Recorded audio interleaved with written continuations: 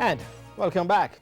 To England we go, where Jamaica's Sunshine Girls are out of contention for a semi-final spot at the INF World Cup in Liverpool. The girls, ranked number 2 just ahead of the tournament, were one of the favourites for the title. But as we hear in this report from Shoshana McGowan, losses to South Africa and England, coupled with today's round of results, have condemned the Jamaicans to their worst finish in over 20 years.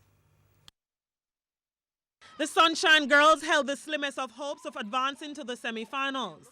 But all that came to an end on Wednesday. The Sunshine Girls would have been in the semi-final had England Roses and South Africa Spar Proteas lost 2 games. But all that was a dream.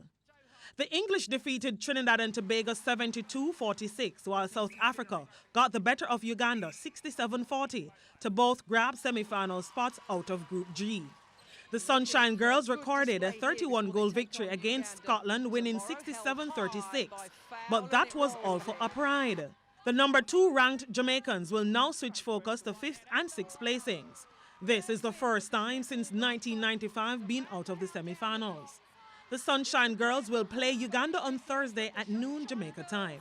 Shoshana McGowan, TVJ Sports.